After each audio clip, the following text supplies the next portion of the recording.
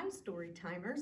It's Miss Laurie, and I have a book for you today. It's called Rude Giants, but it has been loved to pieces, so I'm going to put the cover over here. Rude Giants. Long ago, Beatrix the butter maid and her best friend Gerda the cow lived in a cozy cottage in Happy Valley. Every morning after tea, Beatrix served Gerda the freshest yellow hay, and Gerda gave Beatrix the sweetest milk to make into butter and to sell at the market. The girl and the cow never had a care in the world until the day, dun dun dun.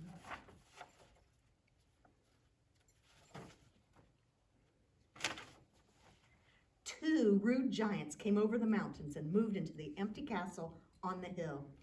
The rude giants were clumsy, loud, selfish. They trampled the flowers, quarreled until the birds stopped singing, and stole whatever they wanted from whomever they pleased. What will those rude giants do next? The villagers wondered. You can see them all wondering there. My goodness, they were rude, weren't they?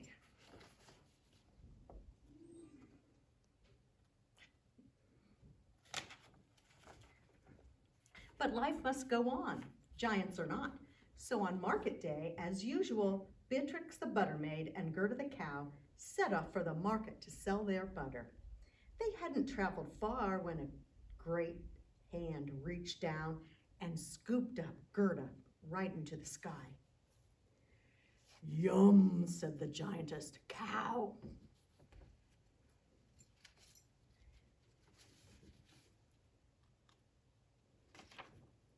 What do you think they wanted to do with her?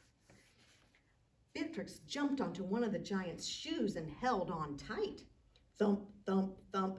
In 3 giant steps, the giantess returned to her castle and tossed Gerda onto the table before her husband. Quickly, the butter maid climbed up onto the table leg and pulled herself up onto the top. "Stop!" Beatrix exclaimed. "You can't eat the finest cow in all the land." "Huh?" said the giant. "Why not?" Looks like he could. Oh, no. "Because," said the butter maid, "you don't know how to make her taste delicious." "Tell us how," the rude giants shouted. "Why, just look at this messy place." See what a mess that is. Everyone knows a good meal tastes better in a clean castle. "Clean? What's that?"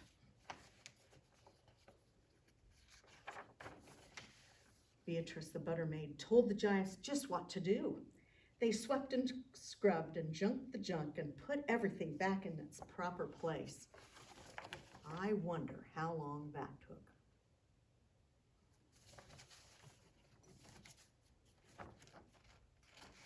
The rude giants worked so hard they were hungrier than ever. "Cow!" they bellowed, reaching for Gerda. "We want cow!" "Moo," said Gerda.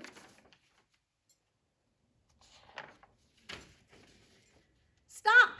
Beatrix exclaimed. "How can you think of eating the finest cow in all the land if you don't have manners?" Everyone knows that lack of manners ruins a good meal. "Manners?" the giants shouted. "Show us manners or we'll squish you flat." Beatrix the butter maid told the giants what to do. They learned how to speak in pleasant voices, take tiny bites, and to sip, not slurp. Boom, boom, boom. The giants' stomachs rumbled like thunder beyond the mountains. "We eat cow now," they shouted, forgetting their manners. The rude giants reached for Gerda. "Moo, moo," Gerda cried. "Not yet," Beatrix the butter maid exclaimed. "If you are going to eat the finest cow in all the land, you must do one more thing to make her delicious." "Tell us, please," the rude giants shouted, trying to be polite. "Oh, please tell us." "You must make yourselves beautiful." "Beautiful?" the giants exclaimed. "What's that?" Give Gerda to me, Beatrix said, and we will show you. So here they go. I don't know. They look pretty hungry, and they're pretty homely. Can they pull this off? The butter maid and the cow worked together. They filled a tub with water and told the giants how to take a lovely bubble bath. They curled and combed the giant's hair in fancy ways, and they sewed the softest cloth into lovely outfits. Here they are working so hard. Will this do it? Now look at yourselves, the butter maid said. How could two beautiful giants like you, who live in a clean castle like this and have such good manners, eat my friend Gerda? The giants peered into the mirror. They couldn't believe their eyes. They do look a little surprised, don't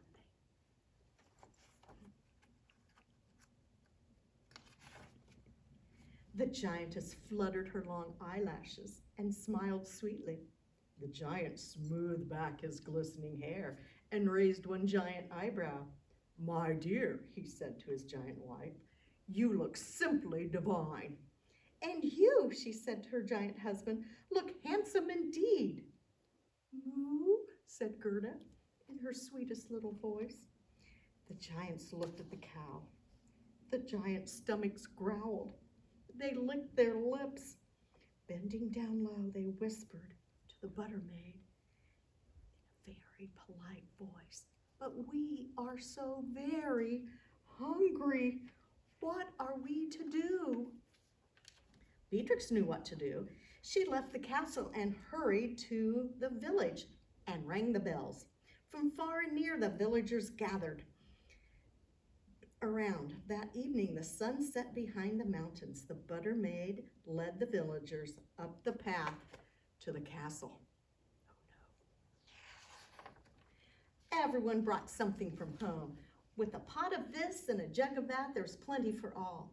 From now on, the giant proclaimed, we'll have a party every week, and all our friends are invited. The giantess agreed. And there they are, partying down, having food. Now, the giants were very happy. In time, they had a giant baby. Much to their surprise, the child soon grew to be ruder than they had ever been. Of course, they knew what to do. The giants sent their rude child to the finest teachers in all the land. Oh, just look what a rude giant he is. Beatrix, the butter maid, and Gerda, the cow. And snip, snap, snout, that tale's told out. But you can practice your manners by writing thank you notes. You could send a note to your grandparents. You could write thank you to the mail carrier in sidewalk chalk on your sidewalk or your driveway. You have a lot of good chances to show your good manners. So we'll see you next time. Bye, kids. I miss you.